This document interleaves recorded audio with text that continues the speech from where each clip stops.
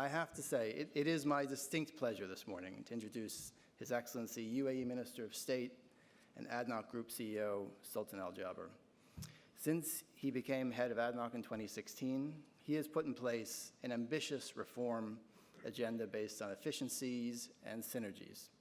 And one of his biggest moves to date, as you probably are aware, was to consolidate the offshore oil fields in Abu Dhabi, operated by Zadco and the ADMA OPCO oil companies.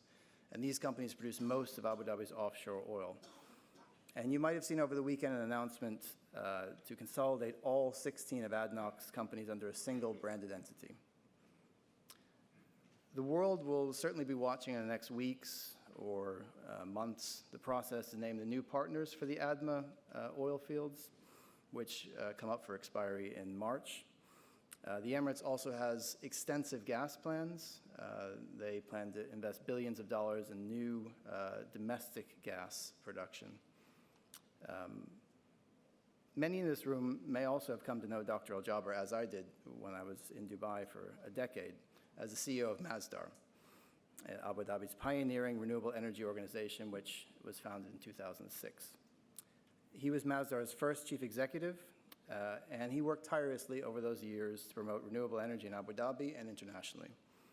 And I have to say there are few people in charge of major oil and gas companies today that have such a deep experience in renewables, and those years will certainly be an asset going forward as the oil and gas sector is pondering these deep issues, the opportunities and the risks of the broader energy transition. I'm very pleased today that Dr. Al Jaber will share his insights on ADNOC's strategy and how national oil companies are adjusting to the changing oil and gas industry. So please join me in welcoming Dr. Sultan Al Jaber. Good morning, distinguished guests, ladies and gentlemen. It indeed gives me great pleasure to be here at this year's Oil and Money Conference and to be amongst many of my dear friends, partners, and colleagues. This year's theme, adapting to uncertainty, is in fact both timely and, in my view, very fitting. And without question, it actually resonates deeply with everyone here in this room. Every day, we deal with factors we don't have much control over, from geopolitics, hurricanes, to disruptive technology, all of which shape demand, impact supply, and of course, affect price. In short, we live in a world where we must constantly manage the unpredictable, which makes planning for what we can predict even more critical. In the United Arab Emirates, we have taken this notion to heart. We proactively plan our destiny rather than allow external factors dictate it for us. We strive not to fear the unknown, but we embrace it for the potential it can bring. And we study future trends closely to draw out the insights and opportunity they can potentially offer. We have capitalized on the future by building bridges to other nations and forging business partnerships beyond our borders. By applying these principles to our industry, the oil and gas industry, or energy at large, it is clear that despite the many unknowns, there are some enduring certainties that together we can take advantage of. Most importantly, the world needs much more energy, with global demand growing 25% by 2040 That is almost the same amount of energy currently used by North America and Europe combined. While mature markets will continue to be very important, most new demand will come from outside the OECD, particularly across South and East Asia. By 2040, our products will continue to be essential to the global energy mix. Oil and gas will supply over half the world's energy needs. Renewables and nuclear will make up 27%, and coal will fall to 22%. Oil will remain critical to the transportation sector.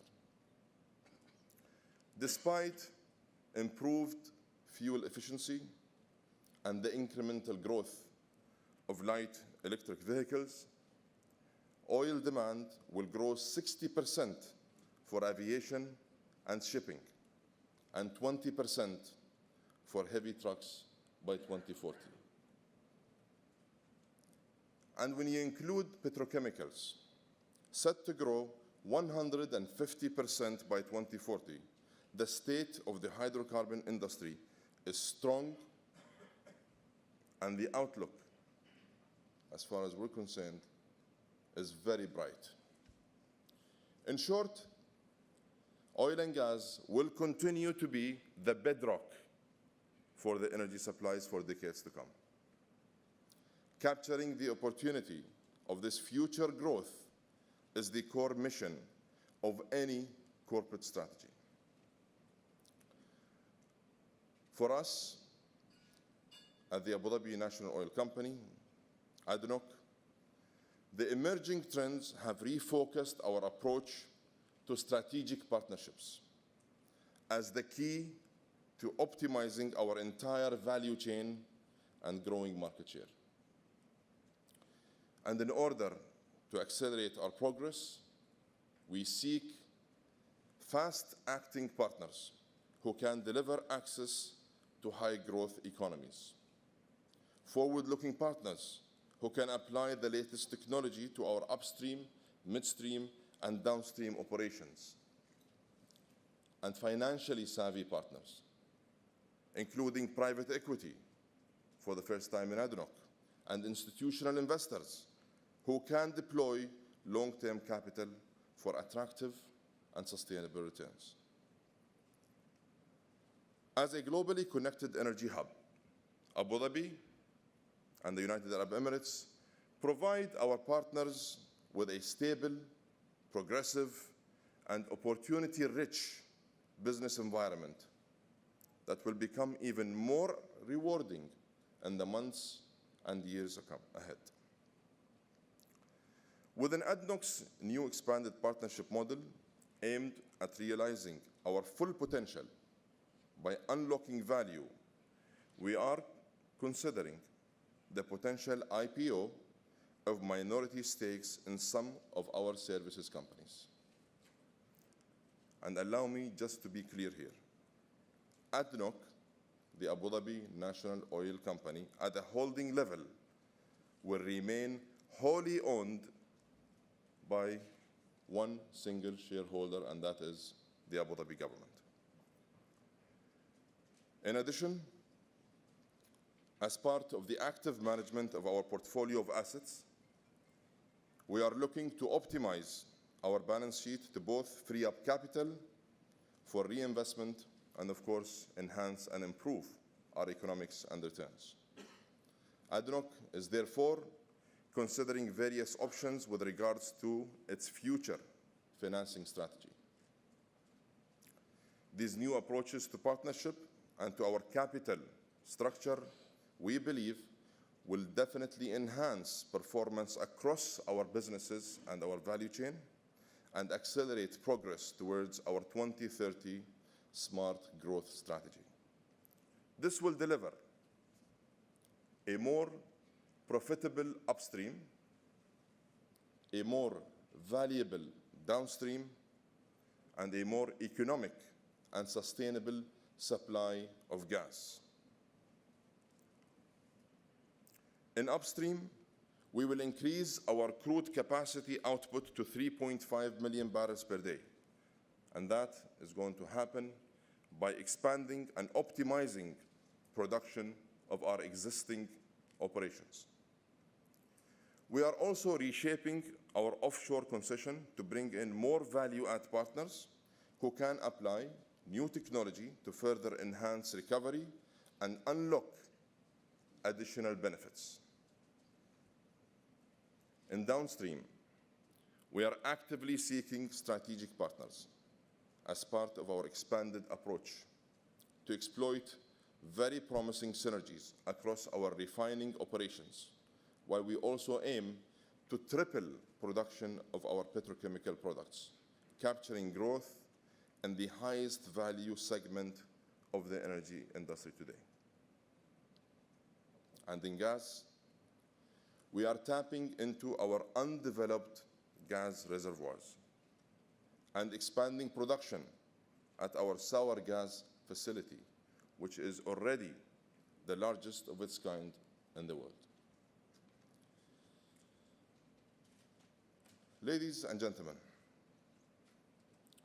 our strategy represents our plan for the future to ensure we remain resilient and competitive in today's evolving energy landscape. And as we adapt to the new normal, perhaps the biggest variable will continue to be the price of oil. Yet, by focusing our efforts on what we can control, such as enhancing our capital efficiency, optimizing our resources, and driving and ensuring value creation, we will be able to manage risk, drive unit costs down, and maximize returns. In a world where we must constantly adapt to uncertainty, there are key fundamentals we can always rely on. Demand for energy is rising. The need for reliable supplies remains very critical, and our industry will continue to be the engine of economic development for decades to come. So by working together in a smarter, more creative way, we can no doubt weather any challenge, reinforce our resilience, and continue to drive our industry's growth. Thank you for your attention.